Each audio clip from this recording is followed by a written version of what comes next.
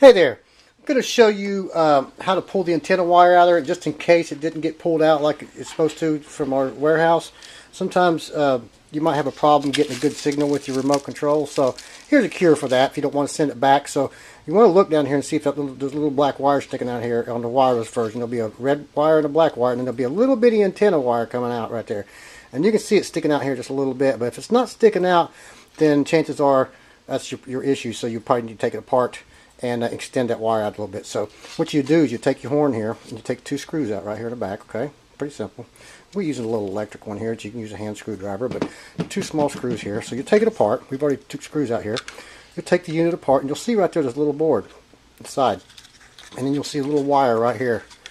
The little wire sticking out right here. All right. Now, if it's not sticking all the way out, it's sticking out to where you can grab it, and pull it out a little bit, so you can pull it out just a little bit more right there just to hang out. Then you want to take that one screw out right here, pull the board up, and then pull the wire out a little bit, okay? So that's just an issue we'll run to every once in a while.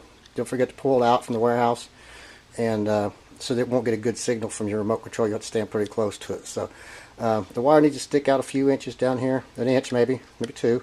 Like I said, if it's sticking out just a little bit, go ahead and pull it. If it's not, then you don't take that one little screw out right here, lift the board up, pull the wire up, and then just put that screw back in there, and then just assemble your unit back together here, okay? So it's pretty simple. There is a notch on top of it to where you can line these two screws up on the side here and put it back together, and you're good to go, okay? So make sure your wires are stuck back down in there when you put it back together, and that's it. That's how you get your wire extended back on your wireless unit.